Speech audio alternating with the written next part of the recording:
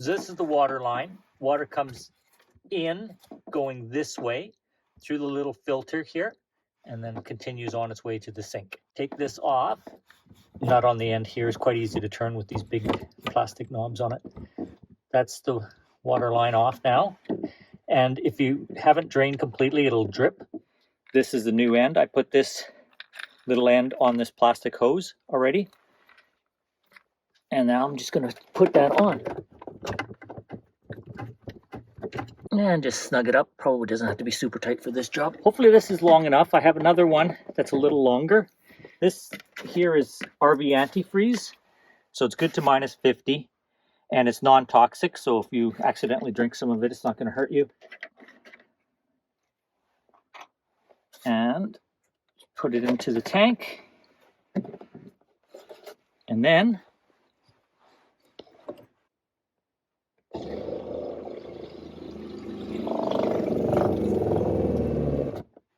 so that sucked it into there a little bit. That little bit of noise we heard was it priming the pump, getting the liquid, the antifreeze into the pump. What we want is another ½ cup of this stuff to pour down the drain to sit in the trap.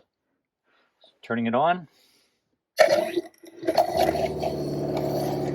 Yum. Don't drink that. So we know it's in the system, right? Which is good.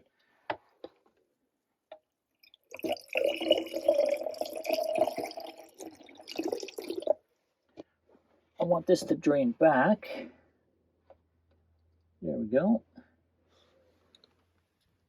So just lifting it out of the container and it's draining out. We'll hook up the water tap again.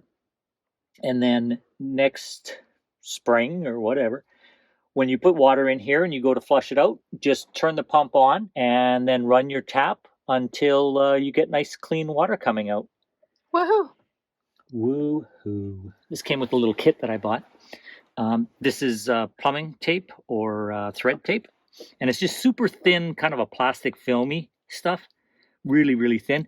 And that just goes on the threads. So you can see this was the original. This is the way it came from the factory. And so I'm just going to put this new thread tape on here again. And that just prevents the water from running along the thread and dripping out. New thread tape.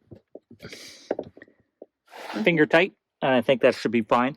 Next year when we fire it up for the springtime and we put water in here, just double check that that's not dripping after you flush out antifreeze.